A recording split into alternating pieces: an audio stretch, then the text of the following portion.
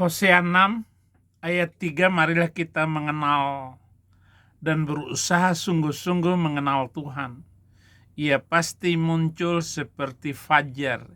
Ia akan datang kepada kita seperti hujan pada akhir musim dan mengairi bumi. Jadi bagaimana mengenal Tuhan itu dengan baik? Kita belajar dari Ustadz yaitu Ustadz. Hebat apapun, sepintar apapun manusia, kalau nggak kenal Allah, itu belum ada apa-apanya. Jadi kepintaran tertinggi itu ketika mengenal Allah. Anda boleh kuliah, boleh sekolah, boleh sepintar apapun, hafal apapun. Tapi kalau nggak kenal Allah, itu belum masuk standar pengetahuan yang diabsahkan oleh Al-Quran. Itu yang dimaksud Quran surah Ali Imran ayat 190 sampai ayat 200. Makanya orang itu saat bangun dari tidur, di antara ayat yang sunnah dibacakan itu sebagai pesan kehidupan itu Ali Imran 190 sampai ayat 200. Ya inna fi khalqis samawati wal ardi wa ikhtilafil laili wan nahari la ayatin li ulil albab. Ulul albab itu akal sehat. Orang yang punya akal sehat. Siapa yang sehat akalnya itu? Alladzina yadhkurunallaha qiyaman wa qu'udan wa 'ala junubihim wa yatafakkaruna fi khalqis samawati wal ardi. Ya. Mengenal Tuhan berarti memiliki pengetahuan tentang keberadaannya dan pengalaman pribadi yang mendalam mengenai karakter, sifat, dan kehendak Dia. Bukan sekedar pengetahuan intelektual. Proses ini melibatkan interaksi dua arah, di mana manusia atau katakan orang Kristen merespon kebenaran firman Tuhan, dan dengan sendirinya kita menyingkirkan hal-hal yang buruk dari kehidupan kita. Sedangkan mereka mengenal Tuhan itu berarti melakukan kejahatan kepada orang lain. Jadi mereka mengenal Tuhan itu, semakin mengenal Tuhan maka semakin radikal mereka. Radikal melakukan kejahatan. Tetapi orang Kristen radikal juga, semakin baik di dalam melakukan kegiatan membantu membangun hubungan kemanusiaan, bahkan menolong orang fakir miskin, menolong ketika ada bencana. Pasti nomor satu orang Kristen lebih dulu. Itu maksudnya Ustadz. Tapi kita dengarkan lanjutan dia. Akal sehat itu akal yang sering dipakai riset. Silakan kata Allah, riset di langit, di bumi, peluang yang bisa dikaji, dipelajari supaya akal terasah. Tapi ujungnya apa? Rabbana ma khalaqta hadza batila. Ujungnya kenal Allah. Jadi kalau pintar-pintar nggak kenal Allah, berarti ada yang salah. Yang dirikan, ente mau nyangkal. Kita lanjutkan materi yang akan saya sampaikan. Jadi ini perbandingan mengenal Allah yang tidak dikenal oleh mereka. Pada akhirnya mengenal Tuhan di dalam Kristen itu adalah membawa kehidupan yang lebih baik, hidup kekal dan hubungan yang lebih dekat dengan Tuhan melalui kepatuhan iman. Aspek penting dari mengenal Tuhan adalah pengalaman pribadi seperti mengenal idola secara langsung. Mengenal Tuhan bukan hanya dengan mengetahui informasinya, tetapi merasakan kehadirannya dan karakternya itu secara pribadi melalui berbagai situasi hidup. Mazmur 119 ayat 2, berbahagialah orang yang memegang peringatan-peringatannya, yang mencari dia dengan segenap hati. Mencari dia dengan segenap hati. Akhirnya saya meninggalkan Islam. Kenapa? Karena muncul kejahatan-kejahatan demi kejahatan dari waktu ke waktu. Akhirnya saya berkesimpulan, tidak bisa kita melanjutkan kehidupan seperti ini. 4 Maret 2006 saya tinggalkan agama itu, dengan segala risiko. Saya tinggalkan 3 rumah, tanah-tanah yang sudah saya beli, saya tinggalkan semua jabatan kehormatan. Segala yang dicari manusia untuk hidup. Saya tinggalkan umur 40 tahun. Ketika masa-masa saya mencapai puncak karir sebagai guru besar, sebagai guru dosen dewan guru. Saya punya guru mengelola 800 guru senior, dan ada 200 guru junior yang terus kita latih untuk mencapai puncak yang bagus. Saya tinggalkan tanah-tanah yang sudah saya beli semuanya. Kenapa? Karena saya tidak percaya dengan Tuhan pengenalan pribadi saya, Allah Subhanahu wa Ta'ala. Dan saya berkesimpulan bahwa Allah Subhanahu wa Ta'ala itu buatan Muhammad, karangan abad ke-7. Karena semua nabi di dalam Alkitab, mulai dari Adam ke Abraham, Ibrahim, Musa, Daud, tidak mengenal Allah Subhanahu wa Ta'ala. Allah Subhanahu wa Ta'ala itu karangan Muhammad, delusi Muhammad. Apa yang diinginkan Muhammad, turunlah ayat sesuai dengan keinginan dia.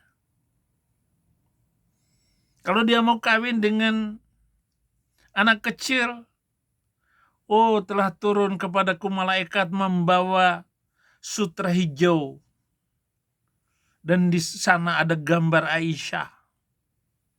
Engkaulah istriku.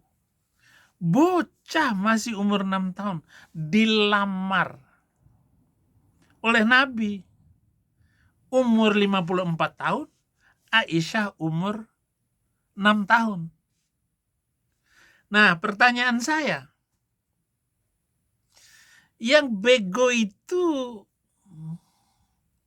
orang tua Aisyah dan Ruman, Abu Bakar dan Ruman, yang menerima lamaran atau yang melamar Nabi itu? Mana yang bego? Dan ini kan menjadi keributan sampai hari ini, yang mempermalukan Nabi itu sendiri. Bukan sekarang ini, yang penting kan dia sah menikah. Bukan itu. Dia Nabi. Dia teladan. Masa memberi contoh teladan seperti itu? Ini saudara-saudara, pemahaman yang mendalam mengenal Tuhan itu melibatkan pemahaman yang utuh tentang apa sifat-sifatnya yang penyayang, rancangannya yang indah, kasihnya yang besar, yang semuanya adalah anugerah bagi mereka yang percaya. Apakah menjadi anugerah bagi Anda yang percaya dengan Tuhan yang mengizinkan untuk memutuskan leher orang? Ataupun Tuhan yang menghina nabi-nabi sebelumnya? Ataupun Tuhan yang menghina Yahudi dan Kristen?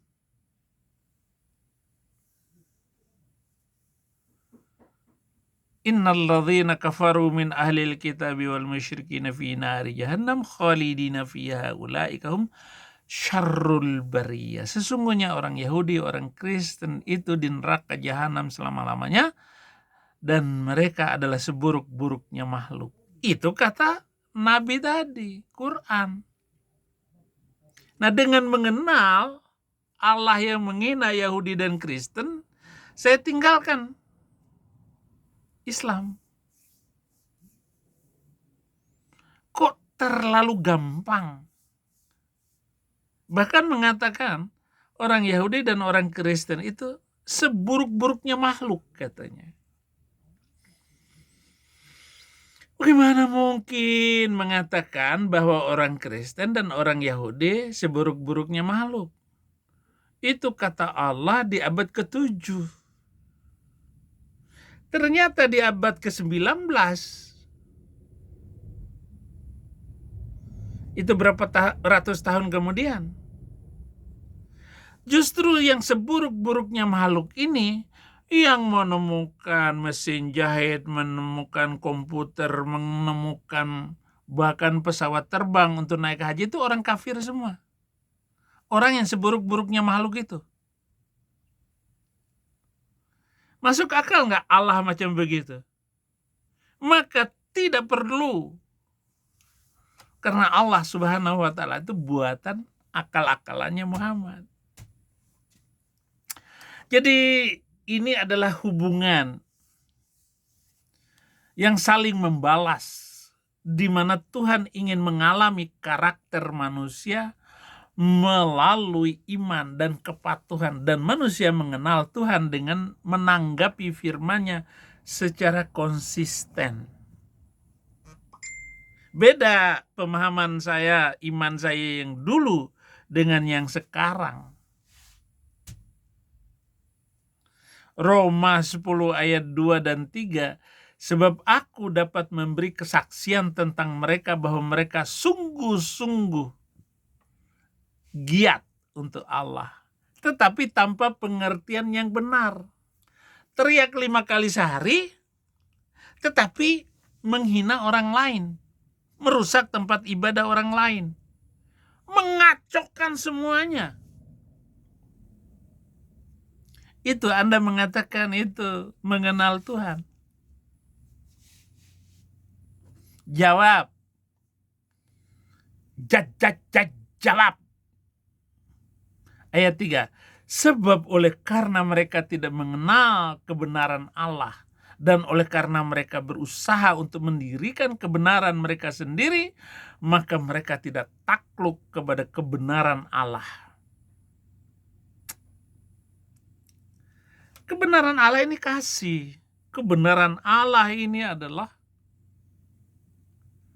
menolong sesama umat manusia. Muncul agama itu dengan kitab sucinya yang babak belur, yang saya minta agar 300 ayat itu dihapus. Nggak sesuai lagi dengan Pancasila dan Undang-Undang Dasar 45. Nah, bagaimana pertumbuhan dan perubahan mengenal Tuhan adalah perjalanan seumur hidup yang mendorong seseorang untuk tumbuh di dalam pengenalan akan Dia, yang mempengaruhi setiap aspek kehidupan, termasuk sikap, keputusan, dan reaksi terhadap tantangan itu sendiri. Apa tantangannya? Wajib harus memberitakan Injil. Berarti saya berada di dalam tantangan ini. Dan saya tidak menggunakan kesempatan-kesempatan itu untuk menikmati hidup seperti pendeta-pendeta ataupun yang lain. Saya harus berada seperti ikut menderita bersama Yesus Kristus. Nah, tinggal bagaimana mengenal Tuhan itu, yaitu dengan mempelajari firman-Nya, membaca kitab suci, Alkitab. Membaca Alkitab. Lah kalau Muslim ya Al-Quran. Tetapi tidak terbayangkan kalau itu Al-Quran. Tetapi banyak sekali Muslim yang bermimpi mengenal Tuhan Yesus Kristus pakai jubah, akhirnya masuk Kristen. Tapi bisa nggak kita bermimpi tentang Allah Subhanahu wa Ta'ala itu? Enggak mampu, enggak bakalan. Sehingga bagaimana memahami pikiran, jalan, dan kehendak Tuhan itu tidak dimiliki, tidak dinikmati di dalam Islam. Tetapi begitu saya masuk Kristen, baru menikmatinya dan luar biasa. Kenapa? Ada contoh, ada teladan dari Yesus Kristus. Jadi yang pertama mempelajari firman-Nya, yang kedua merespon kebenaran. Kebenaran Islam dengan kebenaran Injil beda langit dan bumi. Kebenaran itu adalah mengaplikasikan kebenaran firman Tuhan dalam kehidupan sehari-hari sehingga terjadi pembaharuan diri melalui pengaruh firman tersebut dan menyampaikan firman itu, melawan yang bertentangan dengan firman Tuhan. Jadi bagaimana? Selanjutnya adalah berinteraksi dan kepatuhan. Jadi kita interaksi antara firman ini dengan diri kita, menjalani hidup sesuai dengan ajaran Tuhan dan berinisiatif untuk terbuka dan bersikap bersahabat dalam hubungan dengan Tuhan.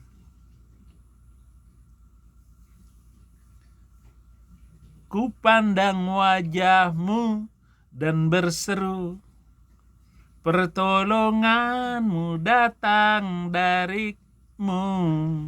Peganglah tanganku, jangan lepaskan, kaulah harapan dalam hidupku. Iya, mencari pengalaman. Jadi bagaimana kita mencari pengalaman adalah menyadari bahwa Tuhan menyertai dalam setiap situasi dan mencari pengalaman mengenal Tuhan dalam situasi-situasi tersebut. Jadi kita harus berada terus dalam situasi itu. Ya. Yeremia 31 ayat 34 sampai 36, dan tidak usah lagi orang mengajar sesamanya atau mengajar saudaranya dengan mengatakan kenallah Tuhan, sebab mereka semua besar kecil akan mengenal aku, demikianlah firman Tuhan. Sebab aku akan mengampuni kesalahan mereka dan tidak lagi mengingat dosa mereka. Beginilah firman Tuhan yang memberi matahari untuk menerangi siang, yang menetapkan bulan dan bintang-bintang untuk menerangi malam, yang mengharu biru laut sehingga gelombang-gelombangnya ribut. Tuhan semesta alam namanya. Ayat 36, sesungguhnya seperti ketetapan-ketetapan ini tidak akan beralih daripada hadapanku, demikianlah firman Tuhan. Demikianlah keturunan Israel juga tidak akan berhenti menjadi bangsa di hadapanku untuk sepanjang waktu. Inilah pemahaman mengenal Tuhan. Dengan apa yang diajarkan oleh Ustadz Patah Arang tadi, sepertinya enak sekali kedengarannya dan pengajarannya seperti luar biasa. Padahal mana mengenal Tuhan. Ma'rifatullah itu nggak bisa dipahami bagaimanapun di dalam Islam. Sangat-sangat minim. Karena tidak ada pengalaman dan teladan dari Allah Subhanahu wa Ta'ala. Apalagi sekarang ini kan kemajuan teknologi ini, kita bisa membandingkan mulai dari Fatihah sampai An-Nas. Al-Quran itu ada 114 surat, 30 juz, 6.666 ayat. Itu kacau semuanya. Terima kasih. Tuhan memberkati.